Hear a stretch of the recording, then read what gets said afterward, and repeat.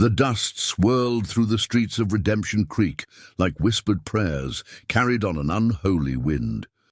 It was the kind of town where salvation and damnation walked hand in hand down the wooden sidewalks, where the church bell rang every Sunday morning, while the saloon piano played every Saturday night, and where the line between the righteous and the fallen was drawn as sharp as a knife's edge through the heart of the community.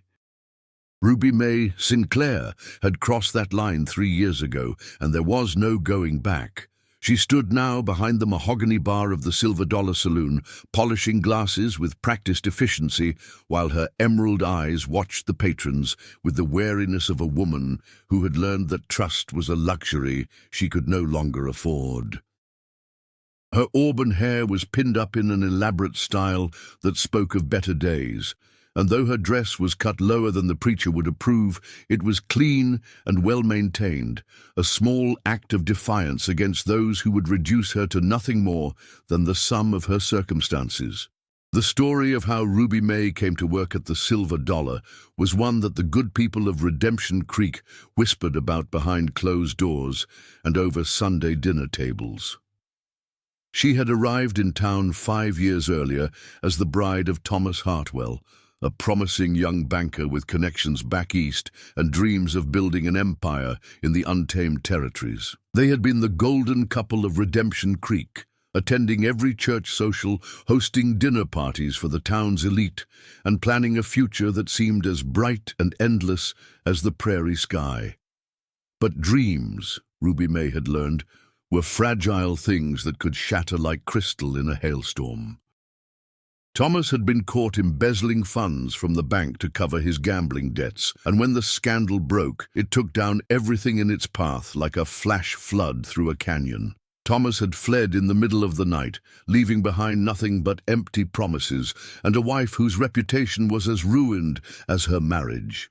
The good people of Redemption Creek had wasted no time in making their judgment known, and Ruby Mae had found herself with nowhere to turn except to Jake Morrison, the owner of the Silver Dollar, who offered her work when no one else would even acknowledge her existence. Working in the saloon had been the final nail in the coffin of her respectability. The church ladies crossed the street when they saw her coming, former friends looked through her as if she were made of glass, and Pastor Edmund Whitmore had delivered more than one sermon that seemed aimed directly at her soul, speaking of fallen women and the wages of sin, with the kind of righteous fury that made the rafters shake and the congregation nod in solemn agreement.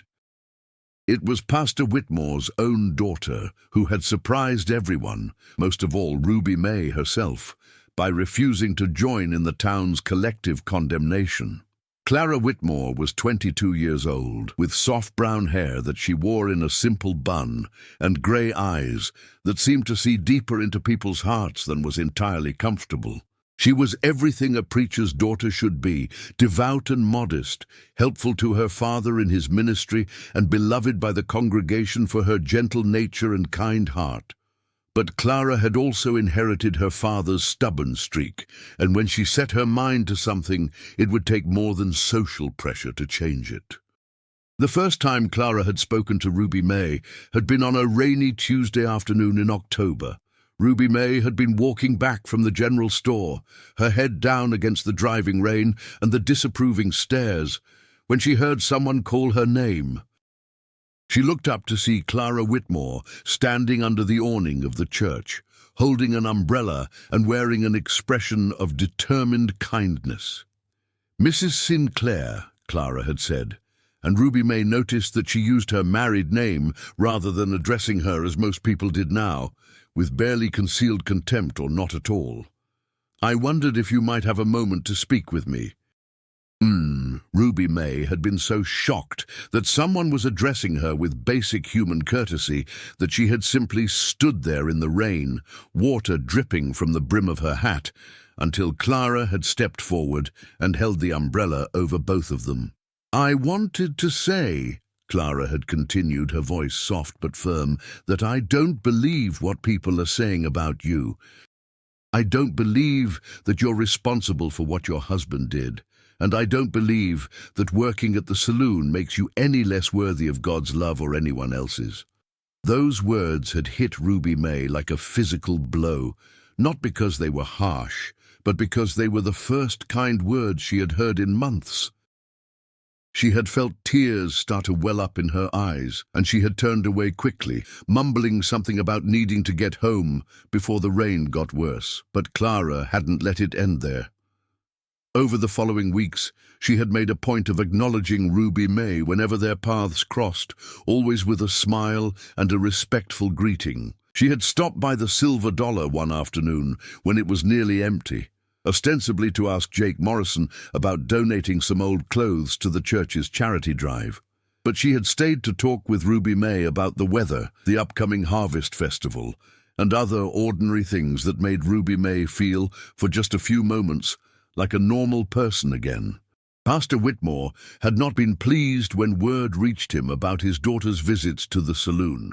The confrontation had taken place in the church rectory on a Sunday evening after services, and though the windows were closed, voices had a way of carrying in a small town, especially when those voices belonged to people as passionate about their convictions as the Whitmores. "Clara, I forbid you to continue this association," Pastor Whitmore had said, his voice carrying the weight of parental authority and religious conviction. "That woman is a stain on this community, and your association with her reflects poorly on this family and on the church." But Clara had stood her ground with a quiet strength that reminded everyone who knew her why she was her father's daughter. "Father, I understand your concerns, but I cannot in good conscience turn my back on someone who needs compassion. Isn't that what Christ himself did? Didn't he seek out the outcasts and the marginalized?" The argument had gone on for nearly an hour, with Pastor Whitmore growing increasingly frustrated at his daughter's stubborn refusal to see reason, as he put it, and Clara remaining calm but unmovable in her conviction that showing kindness to Ruby May was not just acceptable, but necessary. The breaking point had come when Pastor Whitmore had delivered an ultimatum that he probably regretted as soon as the words left his mouth. "If you continue to associate with that woman," he had said, his voice shaking with anger and hurt, "then you are no daughter of mine. You will leave this house and this church, and you will not return until you come to your senses." Clara had looked at her father for a long moment, and those who witnessed the scene later said that they could see her heart breaking in her eyes. But she had squared her shoulders and lifted her chin with a dignity that would have made angels weep. And she had said simply, "Then I suppose I am no longer your daughter." She had packed her few belongings that very night and had walked through the rain to the Silver Dollar, where she had asked Jake Morrison if he knew of anyone who might need a housekeeper or a cook. Ruby May had been in the saloon that evening, helping to clean up after a particularly busy Saturday night, and she had watched in amazement as this young woman, who had just given up everything for the sake of principle, had sat down at one of the tables and calmly discussed her employment prospects as if she were negotiating the purchase of flour at the general store. Jake Morrison was a practical man who ran a business, not a charity, but he was also a man who recognized courage when he saw it. He had offered Clara a job helping with the cooking and cleaning at the saloon, and she had accepted with grace and gratitude. Ruby May had offered to share her small room above the saloon, an offer that Clara had accepted with the same quiet dignity she brought to everything else. Living together had forged a bond between the two women that was stronger than friendship and deeper than sisterhood. They were two souls who had been cast out from respectable society, one through circumstances beyond her control, and the other through choice, and they had found in each other the kind of understanding and support that the world had denied them. Clara brought to their small room above the saloon a sense of peace and purpose that Ruby May had thought was lost to her forever. She read aloud from books of poetry and philosophy in the evenings, taught Ruby May to embroider delicate flowers on pillowcases, and never once spoke with judgment about the work Ruby May did downstairs in the saloon. In return, Ruby May shared the hard-won wisdom she had gained about surviving in a world that could turn cruel without warning, taught Clara how to manage money and negotiate with suppliers, and showed her that strength could be found in the most unexpected places. The town's reaction to Clara's choice had been swift and harsh. The church congregation had been scandalized that their beloved preacher's daughter had chosen to live in sin, as they put it, and Pastor Whitmore had been forced to endure not only the loss of his daughter, but also the whispered criticisms of his parishioners, many of whom felt that he had failed as a father and, by extension, as a spiritual leader. But Clara and Ruby May had weathered the storm of disapproval with a grace that gradually began to win over some of the more thoughtful members of the community. They were always polite and respectful when they encountered former friends and neighbors on the street, never responding to cruel comments or deliberate slights with anything other than dignified silence. They attended to their work with diligence and pride, keeping the saloon cleaner and more organized than it had ever been, and they quietly helped other outcasts and misfits who found their way to Redemption Creek, offering work to drifters who needed it and food to children whose parents spent too much time at the gambling tables. Their small acts of kindness did not go unnoticed, even by those who publicly condemned them. When old Mrs. Patterson fell ill with pneumonia and had no one to care for her, it was Clara who appeared at her door with soup and medicine, staying through the night to watch over the woman who had cut her dead in the street just weeks before. When young Billy Thompson got into trouble with some rough characters from out of town, it was Ruby May who quietly arranged for Jake Morrison and his men to have a word with them, making sure the boy got home safely without anyone ever knowing she had been involved. Slowly, almost imperceptibly, attitudes in Redemption Creek began to shift. Not completely and not among everyone, but enough that Clara and Ruby May began to feel less like pariahs and more like members of a community that was learning, gradually and sometimes reluctantly, that goodness could be found in unexpected places. The change became most apparent during the harsh winter that struck the territory that year. The snow came early and stayed late, and by February, supplies were running low throughout the town. The church organized relief efforts, but Pastor Whitmore's broken heart over his daughter's choices had affected his ability to lead, and the efforts were disorganized and insufficient. It was Clara who stepped up to coordinate a more effective response, using the connections she had made among the town's less respectable citizens to identify families in need and organize distribution of food and fuel. Ruby May contributed money from her savings and used her position at the saloon to solicit donations from the patrons, many of whom were moved by her quiet dignity and Clara's obvious devotion to helping others. Working together, they managed to ensure that no one in Redemption Creek went hungry that winter, and their efforts earned them a grudging respect from many who had previously condemned them. More importantly, they had found in their partnership a sense of purpose and fulfillment that neither had expected to find in their exile from respectable society. Spring brought with it not just warmer weather and blooming flowers, but also a sense of renewal and possibility. Clara and Ruby May had established themselves as fixtures in the community, no longer the scandal they had once been, but simply two women making their way in the world with dignity and grace. They had their critics, certainly, and there were still those who crossed the street to avoid them or whispered behind their backs. But they also had friends and allies who valued them for who they had proven themselves to be. Pastor Whitmore watched from a distance as his daughter flourished in her new life, and though his pride prevented him from reaching out to her directly, those who knew him well could see that he was struggling with regret over the harsh words that had driven them apart. The church, too, seemed diminished without Clara's gentle presence, and more than one parishioner had suggested to the pastor that perhaps it was time to consider reconciliation.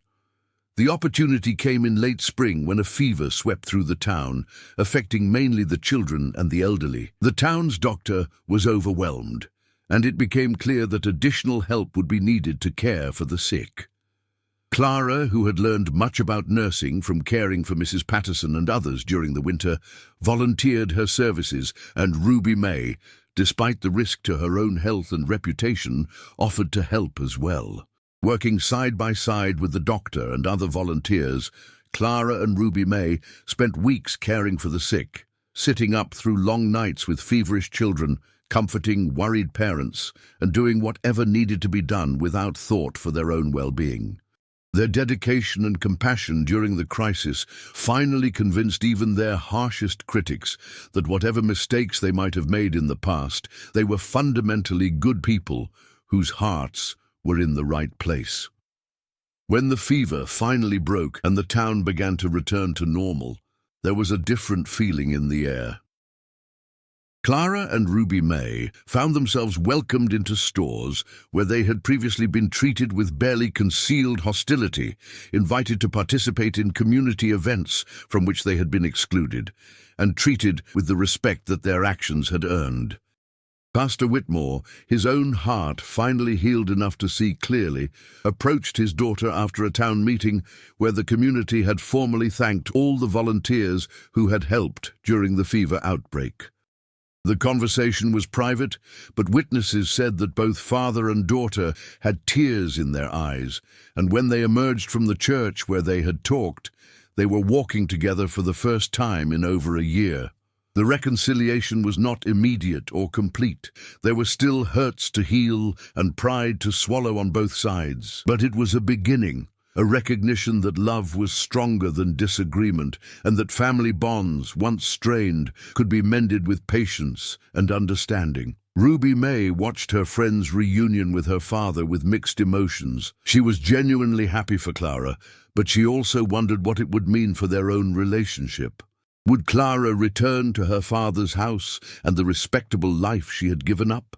Would their friendship survive Clara's return to the world from which Ruby May was still largely excluded? But Clara, with the wisdom and loyalty that had defined her character from the beginning, made it clear that her reconciliation with her father did not mean abandoning the life she had built or the friendship that had sustained her through the most difficult period of her life.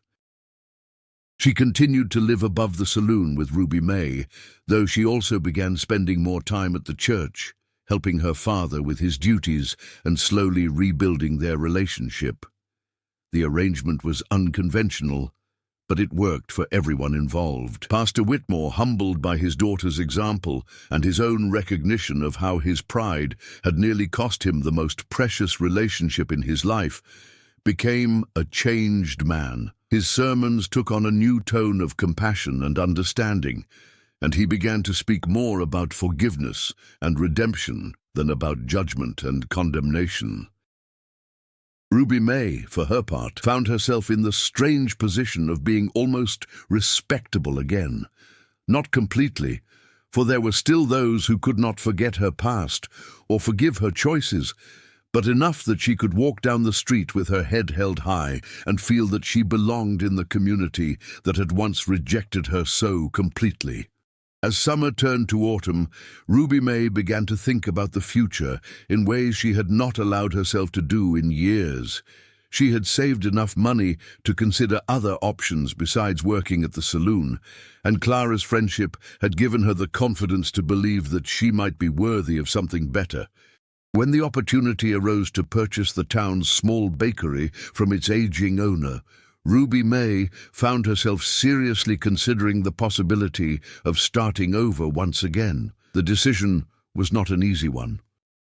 The bakery represented respectability and acceptance, but it also meant leaving behind the life she had built at the Silver Dollar and the community of outcasts and misfits who had accepted her when no one else would. It meant trusting that the goodwill she had earned through her actions over the past year was strong enough to sustain a business that would depend on the patronage of the very people who had once shunned her. Clara, as always, provided the wisdom and support Ruby May needed to make the decision. "You have already proven that you can survive anything," she told her friend as they sat in their small room above the saloon, watching the sun set over Redemption Creek. Now it's time to prove that you can thrive. With Clara's encouragement and a loan from Jake Morrison, who had come to value Ruby May's contributions to his business and her character, Ruby May purchased the bakery and began the process of transforming it into something that would reflect her own vision and values. She kept the traditional offerings that the town expected, but she also added new items that reflected her own creativity and the diverse influences she had encountered during her unconventional journey. The bakery's opening day was a test of how much the town had truly changed, and Ruby May waited nervously behind the counter as the morning customers began to arrive. To her relief and gratitude, the response was overwhelmingly positive. Her breads and pastries were praised for their quality and innovation, and even some of her former critics admitted that she had a talent that deserved recognition. Clara continued to work part-time at the saloon, but she also spent more time helping her father at the church and eventually began teaching school to the children of Redemption Creek. Her quiet strength and genuine compassion made her a natural educator, and parents who had once questioned her moral character began to seek her out for advice about their children's education and development.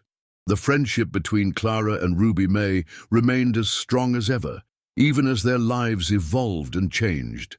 They had learned together that redemption was possible, that second chances could be earned through hard work and genuine repentance, and that the bonds forged in adversity were often the strongest and most enduring.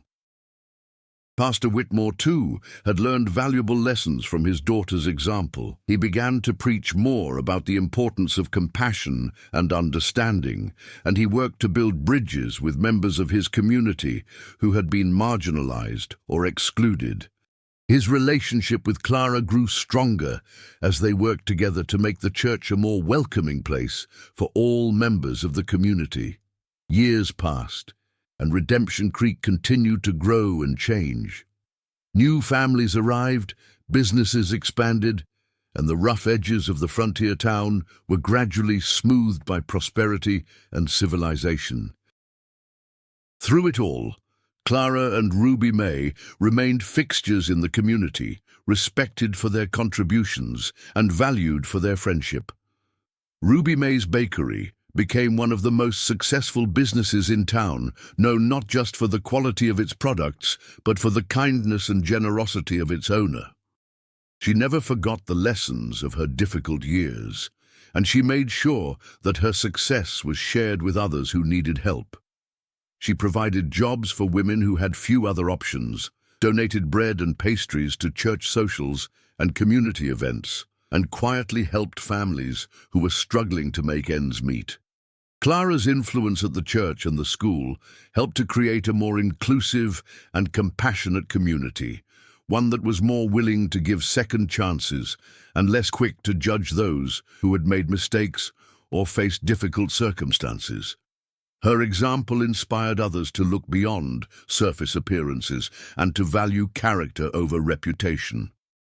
The story of the saloon girl who was expelled from the church and then embraced by the pastor's rejected daughter became one that was told and retold in Redemption Creek, not as a scandal or a source of shame, but as an example of how love and friendship could triumph over prejudice, and how redemption was always possible for those who were willing to work for it. Their friendship had begun in the most unlikely circumstances and had survived challenges that might have destroyed weaker bonds.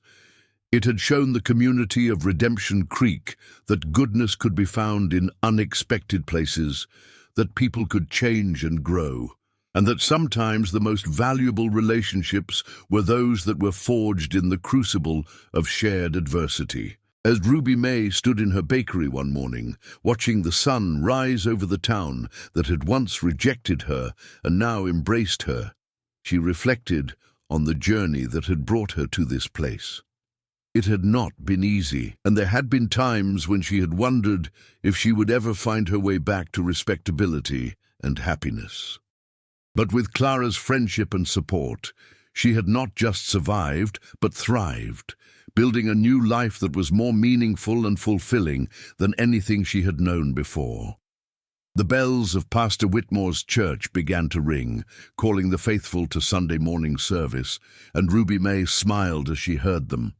She would attend that service as she did every week now, sitting beside Clara in a pew near the front and listening to sermons that spoke of forgiveness and redemption with a sincerity that came from hard-won experience.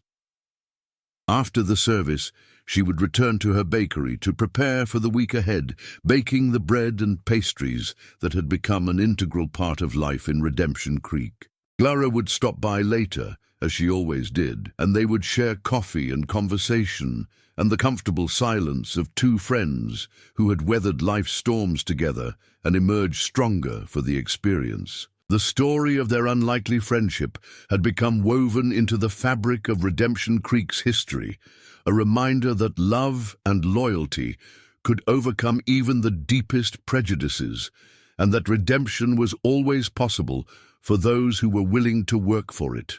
In a town where the line between salvation and damnation had once been drawn so sharply, they had proven that the most important lines were those drawn by the heart, and that the greatest victories were those won not through conflict, but through compassion, understanding, and the unbreakable bonds of true friendship. If you enjoyed this tale from the Old West, please give this video a thumbs up and subscribe to our channel for more stories of courage, redemption, and the human spirit from America's frontier days. What do you think made the friendship between Ruby May and Clara so powerful?